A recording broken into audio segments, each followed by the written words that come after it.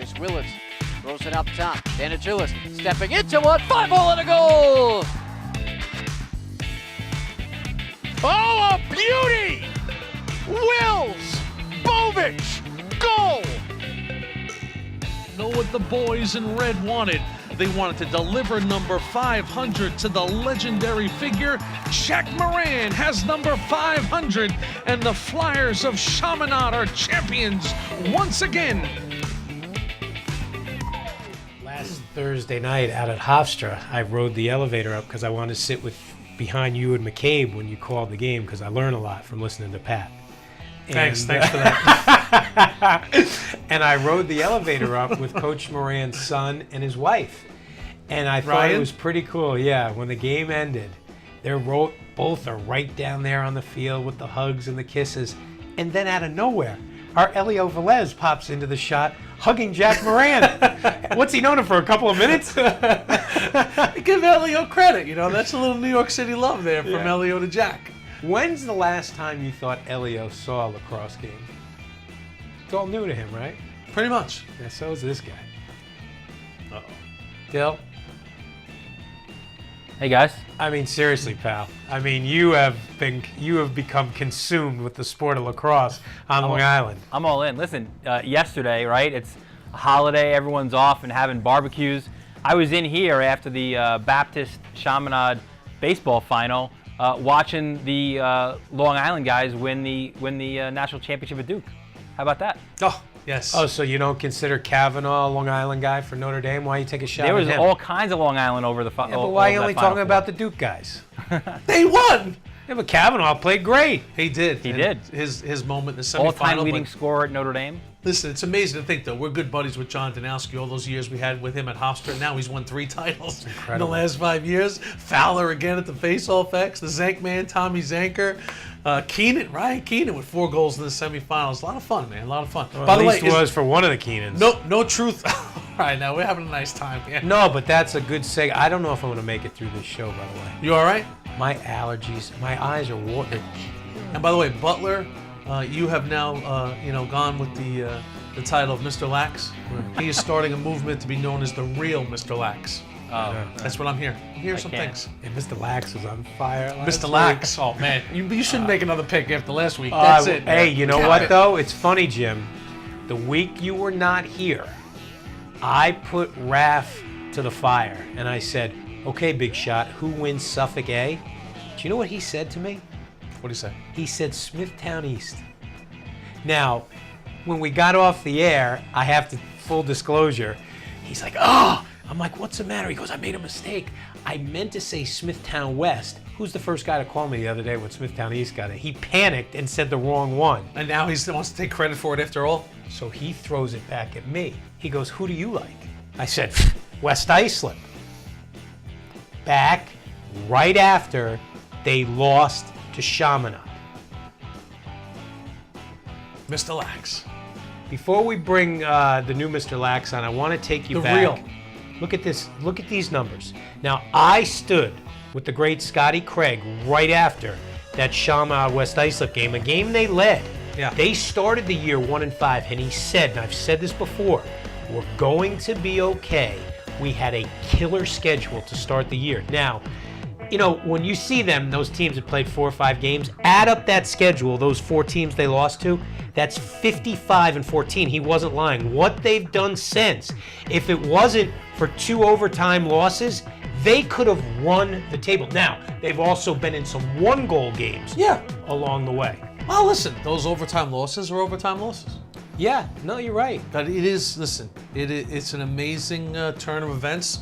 And it just goes to show you what the sport is all about. You go from 2002 to 2012. They go to the county final 11 straight times. And they win 9 of them. Last year they don't go. It's like the West Islip sky was falling. This year, come out a little slow out of the gate. But look where they are now. Dill, they opened up the playoffs beating Sachem East by a goal. Then they beat Ward Melville 7-5. Did you get a sense this team was ready to take down I guess you could say the kings of Suffolk A because they were the 1 seed going in Smithtown West?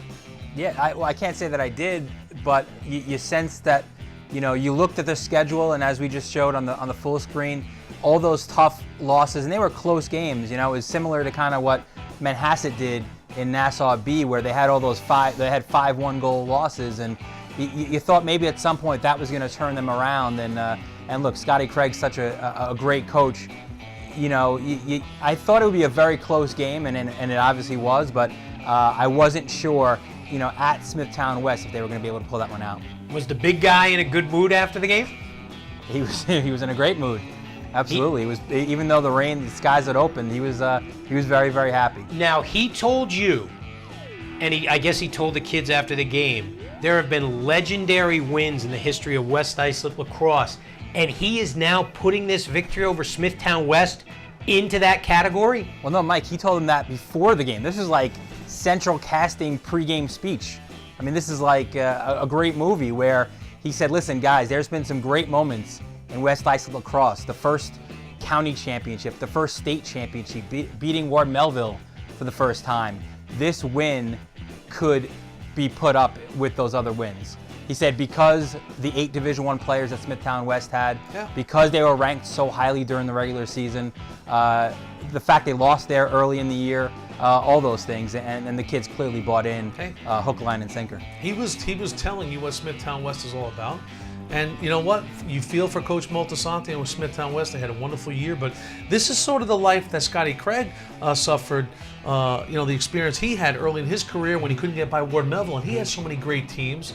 Eventually, he got over the hump, started ripping off county championships, won 5 state titles in a span of 7 years, and beating this Smithtown West team, a team that, you know, obviously with all these high-profile guys, this is one of the historical wins in the history of the program. The big guy loves his defense. His goalie, Ponce, was terrific. And Bovich and Moynihan, very quietly, have hit in the high grass this year and have big moments. Here we go.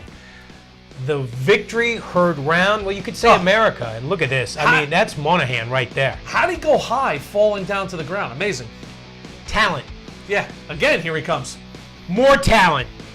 Play the game a little reckless at times. You gotta love it.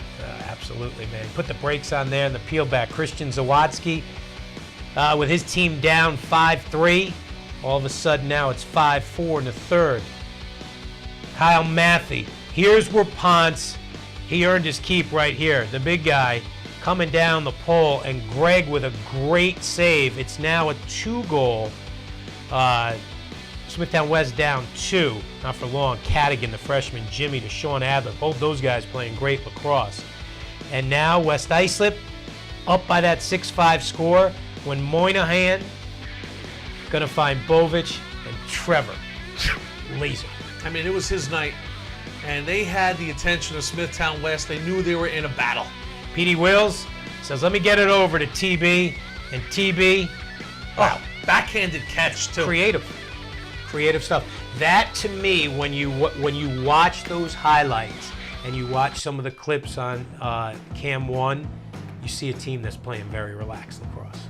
Yeah, I mean, sometimes you go in as the underdog and you are more relaxed. You know, and again, you feel for Smithtown West. They had a wonderful year, 2 blips on the screen, but unfortunately the second one ends their season. And when you're in Suffolk County, sometimes the toughest part is to get out of Suffolk County. You've always said it. You know, and that's just it. That's just it. Trevor's still in Suffolk County. We just came here to shock the world, stay focused versus top team in the country, and we did it. Our plan was to hold the ball and keep possession. This it brings us right back to the top after last year. We had 9 straight, and then we lost last year. Bringing it back to the top, coming back to counties, we have a chance to restore ourselves.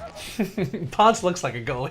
He does, right? You know, it's listen, I'll say one thing: shock the world, maybe a little strong, because this is West Islip lacrosse, and you know, it's always what Scotty Craig has told me from day one. It starts in the kindergarten, in the little league. You know what I mean? And you know, what reminds me when I see this, and I'll show you this great photo that I asked Bobby to pull up, is the history of Inside Lacrosse, the magazine.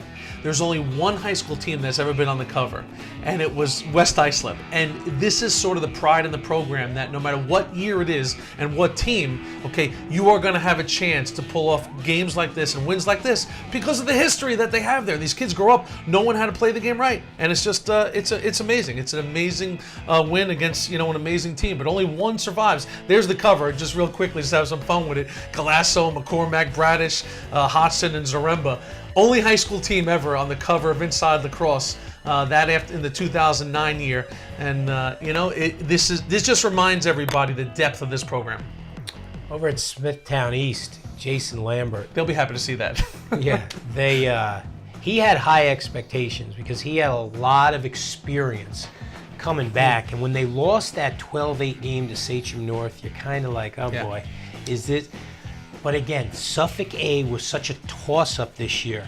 Right now, That's it. That's it. That's it. That's it. So, and we talk about this time and time again.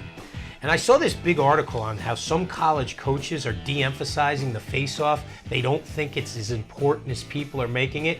Yet try telling Sachem North that when my man Aseri, with they're down 8-6 at the half, Jim, he comes out, boom, boom, boom, wins the first three, momentum all in favor of the Bulls, and off they go. And that's where the game changes hands in the third quarter, starting with Greg at that face-off X. Brian Willits, what a year he's had, to Dan Rooney. The game is tied at 5.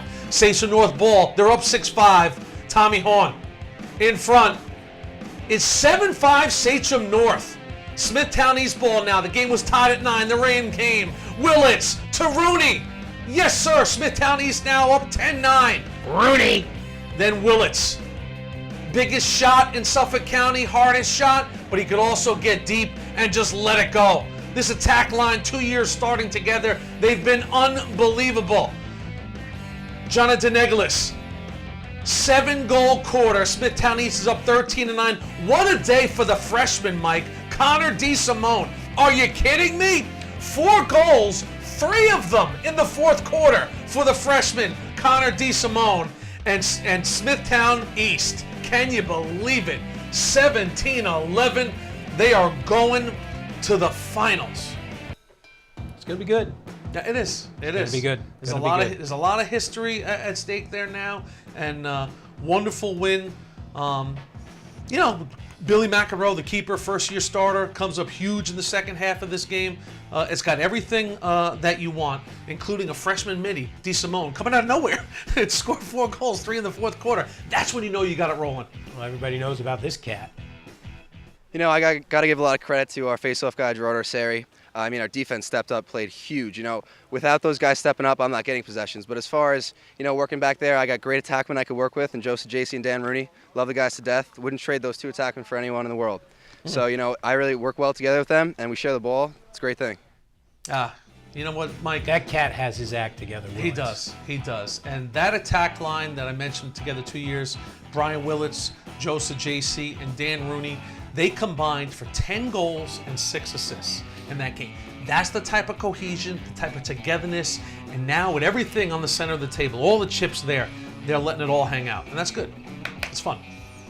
Siri was the guy, though.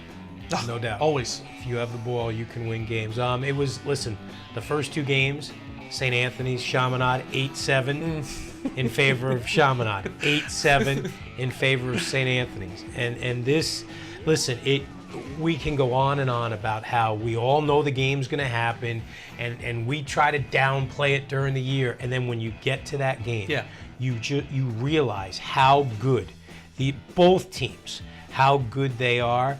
And with Moran sitting there at $4.99, this game had extra special meaning, because as much as he would try to downplay it, the kids knew, and they love him. They wanted to get it for him, and this was the best game Chaminade played all year. And it was the last one they'd have the whole year to get it for him. James Roberts to Jack Ty had a big night. Chaminade was up 4-2. In the first 2 games, Mike, they got up 5-2. They get up 5-2 again as Ty scores. Still 5-2, and here they come. Greg Galligan in front, gets it past to Snarty. No, he doesn't. Look at that. Galligan. But Chaminade, Mike, you know who's been their guy. Cerrone and company, just amazing. Jackie Ty right there. And they were just rolling. Jack Ty, it's a Jack to Jack. Jack Ty to Jack Brennan. The other one was Cerrone to Ty. The final was 13-6. And now Chaminade back-to-back. St. Anthony's had 1-4 straight. Now Chaminade back-to-back. How bizarre is it going to be for us not to see this kid anymore? we wanted to come out on all cylinders. We started playing nice ball in the second half against Barton, and we knew we could get after it against Anthony's. And the whole bus ride over, everybody was focused, everybody was locked in. Shooting drills out during the warm-ups. We were just hitting the cage, nice highs, nice lows. And then the first shot we took, it was a goal. So then everybody got fired up and just kept shooting. It started with the offense, helping us out, giving us a good cushion. And then every shot we got from the defense was just very visible. I was able to see it and get it and start some offense. Anytime I can help my defense out by making a play outside of just a save is huge, and I know they appreciate it. So I try my best to make as many of those plays as possible. And, they help me out with a lot of gone balls around the crease, interceptions able to be made, and it's real easy. They make it real easy on me. Matty's a great kid. He was spectacular in this game. And to me, only goalies that are going to play at military academies can do that to their stick. Get the red, white, and blue blue. head. That was great. You know who I'm a little down on? Bob Stack. Bob Stack? Yeah, because I suggested that we talk about the goalies in the pregame. Well, I could hear Stack over here under his breath saying, I don't know about the goal. The big guy came up to me he goes, you were right. Kincannon was very good as well. That was as high level lacrosse as we've seen all year. And if you watch Chaminade just on last Thursday night, you'd say without question they're the best team in America. The problem for them, they only played 16 games. It's not too often you get two Division I goalies going head to head. Kincannon going to Hofstra and Snarty going to Army, and they look like two Division I goalies. It was a lot of fun. The night belonged to Chaminade. The career belongs to Moran. No, that's a very nice way of putting it. He got his 500. Unbelievable. Do you think it kills Weiserich, the St. Anthony coach, to know that he let Moran get his 500th? I think in a good-natured way, it probably, I'm sure it gave him a little fuel for his pregame fire. In other words, he's sitting on $4.99. He'll have to wait till next year. Let him get it against Kellenberg. See, one of the things that I by the way, nice job by Kellenberg beating Holy Trinity for the AA. Yeah. Kyle Quinn had 5 goals in that game. So this afternoon, they play Iona Prep for the overall. Good win. But the one I hate the fact that the Catholic League ends so early. First of all, you want to see kids play more. I love being around Moran and Weiserich. I like those guys. Yeah. They're really good guys. And you know what? We can say congratulations. We weren't rooting for either team. But when it's all said and done, we're happy for a guy like Moran who docks it at 500 on the final game of the year. Our administration has given me an opportunity back in '79, and they've supported lacrosse all the way through. We've had some awesome players, and we just happen to continue to have, the talent and the character of the kids. As demonstrated tonight, we challenged them about playing a full game, that, Anthony's would be better than the last time, and they beat us last time, and we needed really to have a complete game. It's always interesting when one of those teams wins back-to-back because not many sophomores play there, so advantage Chaminade for that junior and senior class. They went back-to-back. Moran couldn't have gotten 500 unless he beat this school, because he needed all those wins to get to 500. One of the wins this year was the biggest loss Billy Cherry's Indians of Manhasset suffered, a 5-goal loss. So now, a little bit of research. We've been telling you all year, these 1-goal losses. Now we give you a visualization of it.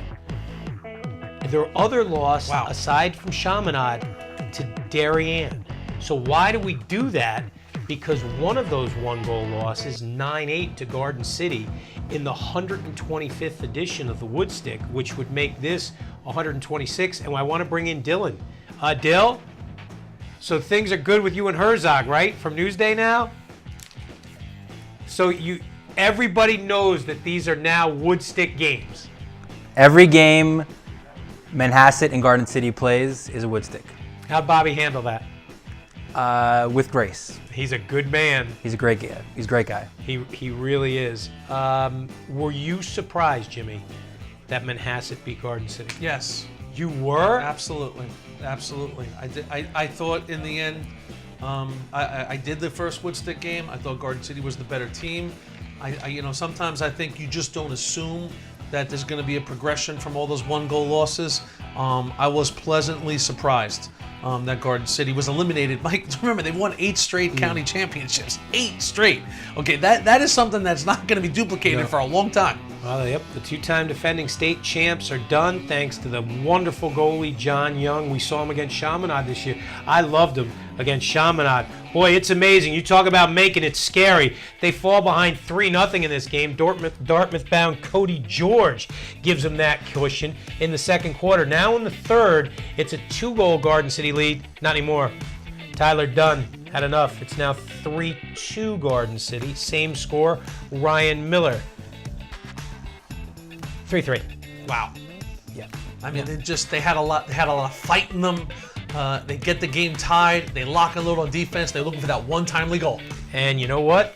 When Matty Gavin got it, little did everyone know that would be the game winner.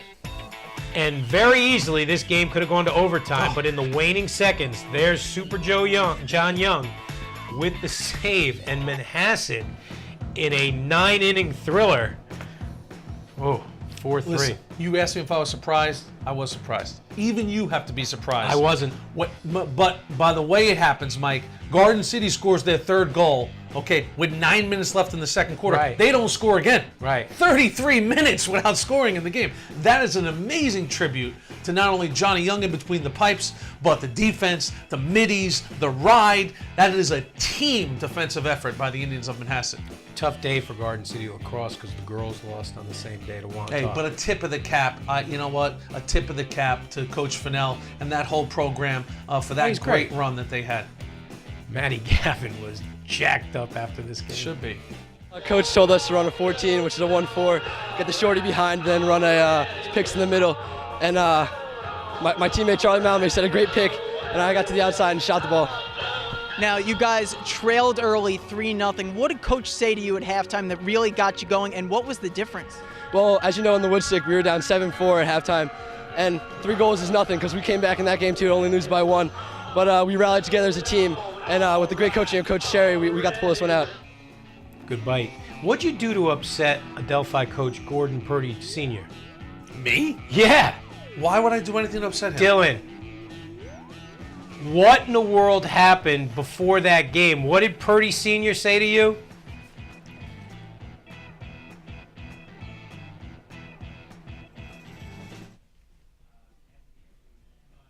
The guy looking for some tweets, right?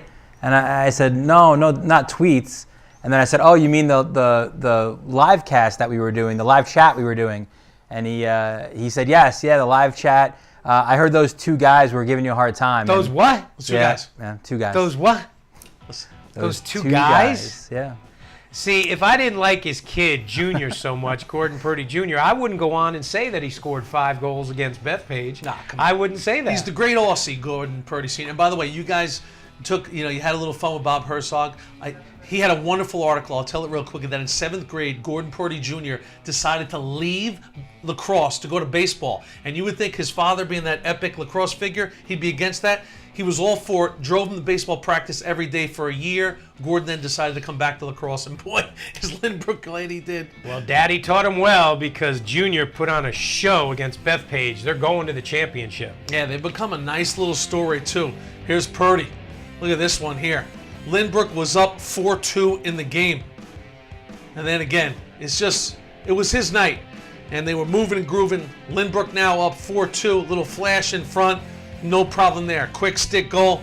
Joe Grassi also had a wonderful day. 3 goals on the day for Joe. It's 6-3, kind of swims through it. Good stick work. 7-3 Lynbrook. But as you mentioned, Gordo gets number 5. Little flash in front. He's got that awesome stick. The day he was born, they put a lacrosse stick in the crib.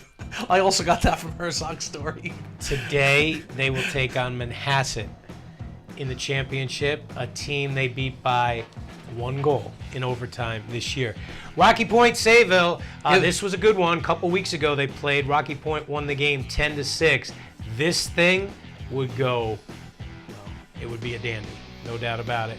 Jack Sullivan, we've gone on and on about Super Jack this year. Sully. A wonderful face-off guy, terrific midi. One of his 3 goals there, also had an assist, put Rocky Point up 7-5 in the second. Go to the third, Sayville down 9-7. Not for long, Spencer Andrews with the goal, 9-8. Fourth quarter, Rocky Point still up 9-8, and they get some insurance. Justin Ray, what a year he's had. His only goal of the game, also had 3 assists. Now Sayville down 10-8. Matty Seltz, the dude's a gamer. One of his 2 goals with 1:18 left makes it a 10-9 game. And Patty Dallin, who has been terrific to save on Jack Cohn, one of his 16. And that one was absolutely gigantic. Afterwards, Jack Sullivan, he has been a huge story this year for Coach Bowler. We played them real good the last time. We knew they were going to make some adjustments to come back and make it a real close game. And it turned out that it was, but we had the upper hand and we finished strong. Yeah, we're very confident in our man down. We've been doing it all year. We don't really give up too many goals on man down. We're very tight. We're disciplined. We know what to do. We held Miller Place when we were 2 men down at one point, so we knew we could do it here. There's nothing different. I think the last time they got back there, 2008, when we won the state championships, we had the Palisades and all of them. And we know we're as talented as that group. We want to make a run like that group did, and that's what we're doing right now. How good does that opening victory of the first game of the season against Smithtown East look now for Rocky Point? That's a little tone setter right there. And Patty Boy, if you're going to be what the 2008 team is, then tomorrow you got to knock down the defending champs, who were 1 goal better than Compsawag. So that's all. The Wizard of Oz is back. Yes. Yes. Keith Lizzie, man, not bad. Going back to back. Hey, Dill, real fast. I guess the scene with Craig Burge suited up to play the other night and not getting on the field against Farmingdale was pretty fun to watch for reporters and spectators. Yeah, it was. I was kind of almost at that game because I wasn't covering it. I was kind of on Burge watch. All right, we lost Dill, but he was telling me during the game, Burge was walking up and down the sideline, so trying to get in the game. Good thing for him, the high ankle sprain, they were able to save him, because today they're going to take on Hicksville. Here's how they moved on to the championship against Farmingdale. Taking on the Dalers, Farmingdale game tied at 2. And look at this, Mike. Farmingdale's got the lead. Maybe Burge took 1 step onto the field. But then Carter Hawthorne ties the game at 3. And in this game, you're seeing the depth of Massapequa. 2 guys you know all about, a couple of the movie stars, Paulie Delina to Jimmy Burns. Jimmy Burns makes it 4-3. They just keep going. Jimmy Burns can score. Jimmy Burns can feed. Jimmy Burns, look at him. Hey, too much time there to survey. To Griff Cohn. Griff Conan and Massapequa. At one point, the game was tied at 3. They win it 17-5. Well, one of Syosset's losses this year was to Massapequa, 18-7. Since that day, they've averaged 16 goals per game, rolled Hicksville 21-9. Matt O'Keefe, a sophomore going to Penn State partner, had 5 goals and 2 assists. Yeah, that makes it 6-1. The first one was Hatsi Petrakos, and then Alex Concannon. Watch this. Oh, Dr. Alex Concannon. And Syosset win it 21-9. That championship game is today. Locust Valley Friends, there'll be a new champ in the Nassau C division because Friends went down to this Locust Valley team. Mike Madsen had himself a day the other day. So did his brother. It's Joe and Mike Madsen. They would combine for 7 goals and 1 assist.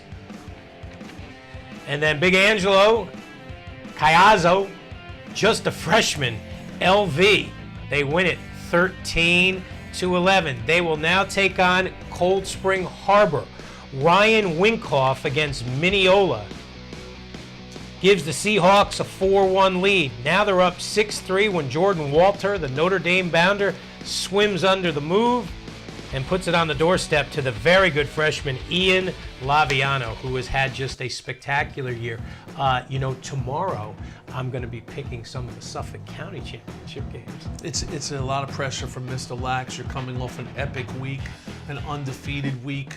And there's a lot to look at because you don't have any juggernauts. There's no undefeated teams. You got a lot of teams who have posted unbelievable wins, but every time you look at these teams with all these wins, you find that one little loss that makes Mr. Lax think a little bit. And Mr. Lax has got to do some more chatting. Next Tuesday night, I'm going live. Oh boy! I'm bringing in this cat from Sachem North, Mike Monty. You ever get a load of this guy? Yes. Bring him in. What do you think? Trouble. I think so too. I think so too. Jim, Smithtown East. I love West Islip and what they've done. It's a great tribute to their history, but sometimes when it's your time, it's your time. And for the Bulls of Smithtown East, I believe it's their time. Really? I do. They got that. They got the power, the firepower.